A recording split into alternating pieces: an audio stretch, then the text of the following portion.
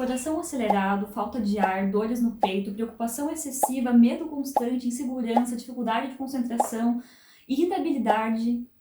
Esses são alguns dos sintomas que uma pessoa que sofre com ansiedade pode apresentar. Nesse vídeo eu vou falar as duas principais causas que fazem com que a ansiedade se desenvolva e como que você consegue aos pouquinhos ir dissolvendo essa ansiedade lá nas causas dela através da consciência.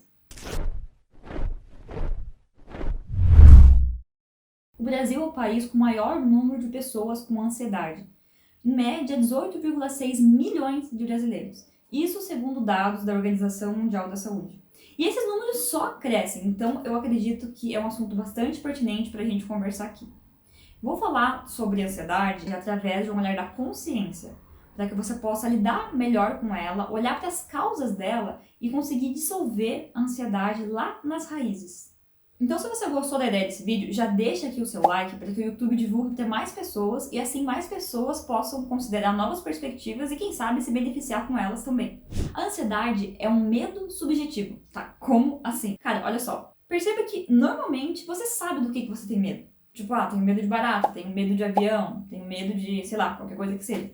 Por mais que existam causas profundas que podem causar esses medos, você sabe do que você tem medo. Agora, a ansiedade nem sempre é assim. Às vezes você tá lá, a pessoa tá lá numa boa e daqui a pouco ela começa a sentir todos os sintomas da ansiedade, dá uma crise de pânico e tal, e ela não entendeu por que aquilo aconteceu. Então, nem sempre ela é tão clara assim. Mas não é porque ela não é assim tão clara sempre que ela não tenha as suas causas pontuais. Tá, beleza, mas se a ansiedade tem sim as suas causas pontuais, por que a pessoa que sente ansiedade, que sofre de uma crise de ansiedade e tal, nem sempre consegue identificar essas causas? Isso acontece, na verdade, porque quando a gente se identifica muito, se envolve demais com alguma situação, a gente não consegue ampliar o nosso olhar e ter uma percepção melhor sobre aquilo. Vou te dar um exemplo bem tosco, tá? Mas eu acho que consegue expressar bem o que eu quero dizer.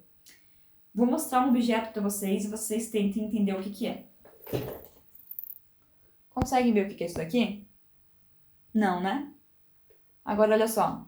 Conforme eu vou afastando, vai ficando mais nítido, vai ficando mais claro. Você consegue ver um ângulo mais amplo. Beleza, mas o que isso tem a ver com ansiedade? Cara, quando você tá muito envolvido com ali o que a ansiedade está te causando e tal, você fica completamente identificado com aquilo e é como se estivesse aqui, ó. Entendeu? Você não consegue ter essa visão mais ampliada que poderiam te dar opções sobre o que fazer e como você lidar com aquilo de uma forma melhor. Conforme você vai alongando o olhar, observando mais de longe, você consegue ter essa percepção. Esse observar de longe é você observar conscientemente, porque você vai estar naquela situação. Só que é como se você observasse aquilo sendo um observador externo, entende? Você não está identificado com a situação, você olha para aquilo como se fosse alguém externo olhando de longe. E aí você consegue ter essa visão ampliada das coisas, ver as coisas como um todo, quando você abstrai. E quando a gente faz essa abstração pensando na ansiedade, a gente consegue perceber duas coisas principais que estão na base do surgimento da ansiedade. A primeira é excesso de futuro e a segunda é querer controlar tudo. E essas duas coisas, elas estão intimamente relacionadas, porque você acaba tendo medo do futuro porque você quer controlar ele. A gente tem essa falsa sensação de estar no controle porque é algo que traz uma segurança, uma estabilidade emocional e tal. Então a gente quer estar no controle, né? Faz bem pro ego se sentir no comando das coisas. Só que isso, na verdade, não é uma coisa real. A gente não tem controle de muita coisa na vida, não. Por exemplo, pensa a quantidade de pessoas que estavam fazendo planos de viajar ou qualquer coisa que seja, aí chega esse vírus aí e faz todo mundo ficar em casa. Ou seja, quem tá no controle agora? Mas o que seria exatamente esse excesso de futuro? É quando você tem tanto medo e insegurança em relação ao futuro que você deixa passar o teu presente. Sem perceber isso, você fica tão focado no que pode acontecer lá na frente que você não percebe o que está acontecendo agora. Então você cria várias hipóteses na sua cabeça, tipo, o que vai acontecer se eu fizer isso? O que vai acontecer se eu não fizer isso? O que vão pensar de mim se acontecer tal coisa? O que não vão pensar se não acontecer isso? E você começa a criar, muita coisa na cabeça, ficar imerso num mar de hipóteses, todas elas pessimistas. Eu entendo que a gente tenha uma tendência a pensar negativo, porque, um dos pilares da nossa sociedade é o medo. Nossa sociedade está pautada no medo. Perceba que notícias que falam sobre tragédias dão muito mais ibope do que notícias que falam sobre caridade. Produtos que trazem bem-estar, eles não vão vender tanto quanto produtos que suprem algum medo. Tipo, as pessoas têm medo que invadam a casa delas, então elas investem em alarme de segurança para casa. As pessoas têm medo que roubem o carro, então eles investem em seguro para carro. As pessoas têm medo de ficar doente, então elas investem em plano de saúde. Então, o medo é uma coisa que é muito forte na nossa sociedade. E isso acaba reverberando no seu inconsciente a ponto que você fica meio que dominado por ele. Porém, nada disso é de fato real, são só hipóteses. E cara, todas essas hipóteses existem na sua cabeça porque alguém um dia disse que era uma possibilidade palpável. Só que não é porque aconteceu com alguém que vai acontecer com você. Por que a gente acha isso? Ó, um exemplo sobre essa questão do inconsciente, né, do nosso subconsciente. Digamos que uma pessoa precisa pegar um elevador, não tem escada no prédio, e ela morre de medo de elevador. Quando ela se vê numa situação dessa, ela começa a pensar em várias coisas que podem acontecer do elevador, tipo, ela ficar presa no elevador, e aí ninguém escutar, e ela fica lá, e começa a criar aquele pânico na cabeça. Só que ela não vai perceber que talvez esse pânico, esse medo, tenha vindo de algum filme que ela assistiu que tinha um enredo parecido com isso. E aí, mesmo que ela não lembre do filme, aquela informação ficou gravada no subconsciente dela. Então, o subconsciente domina a vida da pessoa. E, cara, a gente tem muito lixo no nosso subconsciente, que a gente não faz ideia do quanto. Só que tudo isso está acontecendo aqui, ó, aqui dentro. Então, a única forma da gente lidar com essas porcarias, com essas ansiedades, com esses bloqueios, é justamente olhar pra aqui, olhar pra dentro. Olhar de frente, tete a tete, entendeu? É tipo assim, você jogar luz naquilo. Porque enquanto não tem luz, no escuro pode ter qualquer coisa. Pensa assim, ó, se você tem que entrar num porão que não tem luz, você vai sentir medo, óbvio, você não sabe o que tem lá. Pode ter objetos que podem te machucar, pode ter aranha, pode ter barata. Enfim, essas são só algumas das possibilidades que certamente você criaria na sua cabeça se você tivesse que entrar num porão que não tenha luz. Mas a partir do momento que você joga a luz nesse porão, você consegue ver exatamente o que pode ser prejudicial para você. E só então você vai conseguir lidar com aquilo. Vai conseguir tirar essas coisas de lá, jogando luz. O teu subconsciente é o porão e as suas crenças são esses objetos perigosos que te limitam e te causam medo e ansiedade. Por isso que o autoconhecimento é tão importante. Olha só, quando tá escuro, tá desconhecido, certo? Quando tem luz, você acaba conhecendo o que tem lá. Então, autoconhecimento é justamente você iluminar a si mesmo. É jogar luz aonde estava escuro. E é só aí, então, que você consegue ter a possibilidade de dissolver esses bloqueios, esses medos, ansiedades, enfim. É por isso que a gente tem tanta resistência a coisas novas, a mudanças, porque aquilo que é novo é desconhecido, tá escuro ainda. Um exemplo que causa muita ansiedade nas pessoas. Um primeiro encontro, por exemplo. Então, a pessoa fica muito ansiosa para um primeiro encontro e tal. Só que, cara, por que você fica ansioso? Uma das opções é porque você acaba botando muita expectativa em alguém que você ainda nem conhece. Porque, tipo, o primeiro encontro, né? Então, você não conhece a pessoa direito. Então, você acaba tendo essa expectativa e você fica ansioso pra ver a pessoa e tal.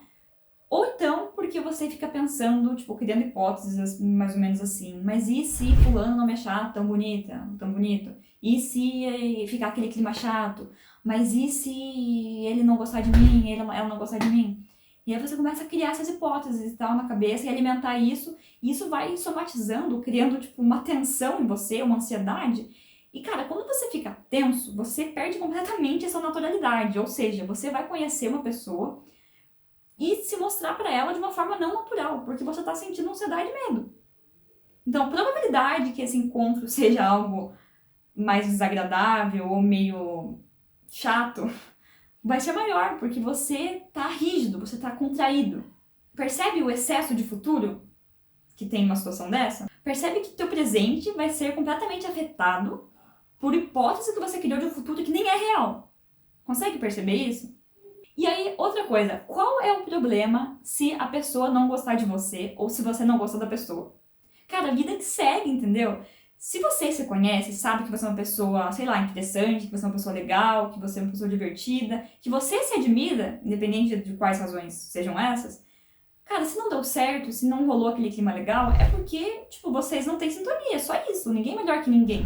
Só não rolou compatibilidade entre vocês e tudo bem, entendeu? Porém, se você ainda não reconhece o teu valor, se o teu interior ainda é um porão escuro, qualquer coisa basta para que você imagine o que pode ter lá dentro. Então, tipo assim, basta um encontro meio ruim que você já começa a pensar coisas tipo, ah, ninguém gosta de mim, eu nunca vou dar certo com ninguém, eu sou um fracasso, sei lá. Percebe que você cria hipóteses sobre você mesmo de acordo com interpretações de eventos externos? Só que, cara, a realidade é justamente o contrário disso. Não é o interno que é reflexo do externo. É o externo que reflete o interno. A luz que existe dentro de mim é projetada para fora. E a escuridão que também existe dentro de mim também é projetada para fora. Quando a gente enfrenta as coisas de frente, vira aprendizado. Quando a gente se nega a olhar para essas situações, vira trauma. Então, por isso que às vezes começa só a piorar essas situações, porque a pessoa passa por uma situação de ansiedade que ela não tentou entender as causas, não abstraiu para ter esse olhar mais ampliado, ela simplesmente está identificada com aquilo e vivendo, tipo, muito aquela dor da ansiedade.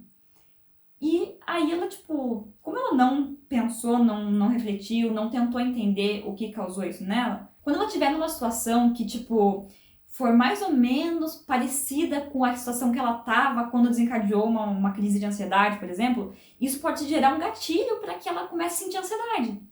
Porque como ela não olhou para aquilo, não jogou luz naquilo, ainda tá escuro, então tudo pode acontecer, sabe? Então vira um trauma e tende a piorar cada vez mais. Assistam uma minissérie que tem no Netflix chamado A Vida e a História de Madame C.J. Walker, eu acho que é isso, vou deixar o nome aqui. É a história verídica de uma mulher que acreditou nos seus sonhos. De uma mulher que acreditava que era possível. Mesmo todo mundo contra ela, sério, todo mundo mesmo contra ela, e mesmo ela sendo mulher e negra num período pós-escravatura. Então, assim, a crença que essa mulher tinha era que era possível. Essa era a crença dela. Então, o que aconteceu? Foi possível. Agora, se em algum momento ela tivesse dado ouvidos ao que alguém disse pra ela, ou então se em algum momento ela mesma tivesse alguma crença de que, não vai dar certo, essa seria a limitação dela. Não daria certo, porque ela não acreditava que iria dar certo. Então, como que ela iria fazer acontecer se nem ela acreditava nisso? Sério, assistam, é muito inspirador. Nós não temos limitações quando se fala em consciência. A gente faz parte do todo, e o todo é amor, é luz. E no amor não existe medo, não existe insegurança, não existe ansiedade. Então, se você está sentindo essas coisas, é porque você não está alinhado com a tua essência. Então, fazer essa reconexão é muito importante. Você trazer para o consciente aquilo que está no inconsciente. Você conseguir jogar luz dentro de você e perceber essa tua essência divina. Encare a ansiedade como um chamado para olhar para dentro. E eu queria falar uma coisa bem importante para você agora. Lembra que o futuro é a soma de vários agoras. Não tem como ter um futuro agradável deixando de viver o agora com atenção e sabedoria. Lembra que o caminho é a soma de todos os passos. Não tem como você chegar no teu destino sem percorrer o percurso. O divino está no agora, não nas hipóteses. Tenta perceber quais as suas crenças sobre a vida de um modo geral.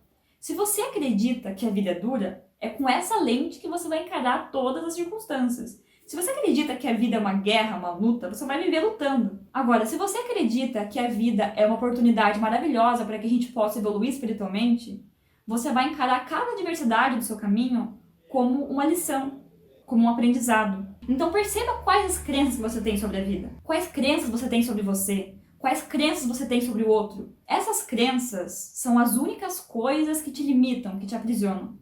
E o reconhecimento dessas crenças é o começo da tua liberdade. Reconhecer tuas crenças é jogar luz onde estava escuro. É alongar o teu olhar, é perceber as coisas de uma forma mais ampla. E não esquece que quando a gente avança com a nossa própria luz, a gente ilumina o caminho à nossa frente. Eu realmente espero que esse conteúdo tenha agregado alguma coisa pra você. E se isso aqui que eu falei fez sentido, cara, manda pra algum amigo teu que você sabe que sofre com ansiedade. Pode ser que alguma coisa que eu tenha dito aqui possa fazer a diferença na vida dele. E não esquece de deixar aqui o teu like. Se inscreve no canal se você tá nessa jornada também do autoconhecimento. Ou então se você ainda não tá, mas se você percebeu já a importância de se autoconhecer.